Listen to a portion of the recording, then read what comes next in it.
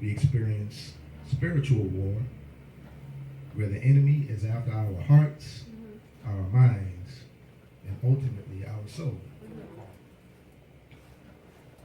As God gives the enemy permission to hassle us, because he can't take us out. Right. Right? He don't have permission to do that, but he does have permission to hassle us. He has permission to speak to us and try to influence us to do things that can take us out.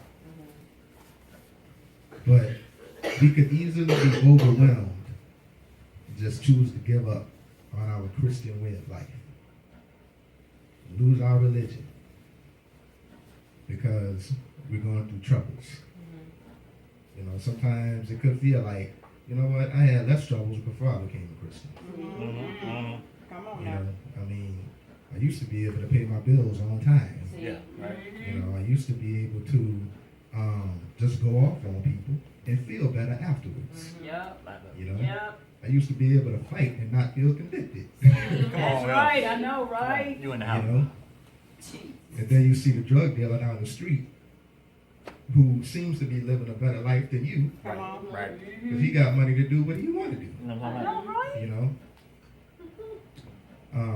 so it's easy to feel we could easily get discouraged, you know, because of you know, we feel like the grass might be greener on the other side of the fence. You know, but God, Right. That's right. That's right. but God knows what we feel in our situation. You know, He sees when we cry in our alone time. Yes, sir.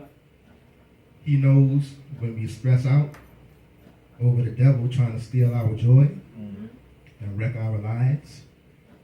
He knows when we want to go into battle. You know, he knows when we want to go into spiritual warfare and, you know, just do what we do as humans. But his command is for us to be still and trust him, because there's power in stillness. Yes, sir. There's power in trusting God to handle your lightweight Right. That's right. when the enemy attacks. Yes, sir. Right? Yes. Now, you might not be strong enough to beat the enemy on your own, but your daddy is all powerful. Yes, sir. Yeah, he is. Right? He's all powerful. Psalm 91 says, 1,000 shall fall at your side, Yep. 10,000 at your right hand, but it will not come near you. Do you know what that means? This means that you're protected. Yeah. This means that God is your shield, and every other piece of armor and or weaponry you need to be victorious in battle. That's right. Basically, you don't have to do nothing. We feel like we have to do something when we're under attack, you know, because, you know, it's the ego. You know, I can handle this. See. I got this. See. Right? The problem is that we like to help God fight Yep. My God. when the battle don't even belong to us. That's right. That's right. How many people in the room seen that movie Friday? Yeah. Yeah. When Craig got in the fight with Debo, and he beat Debo, he beat Debo down, you know, and then Smokey want to run over at the end and say, "You got knocked out," and then the other guy that got his bike stolen by Debo ran over at the end and kicked him. Yep. He wanted to jump into a fight that wasn't even his. Right. After the fact, though. Right. After the Yeah. fact. But, you know, we like to do that sometimes, though. You know, I mean, you know, God got it. Yes.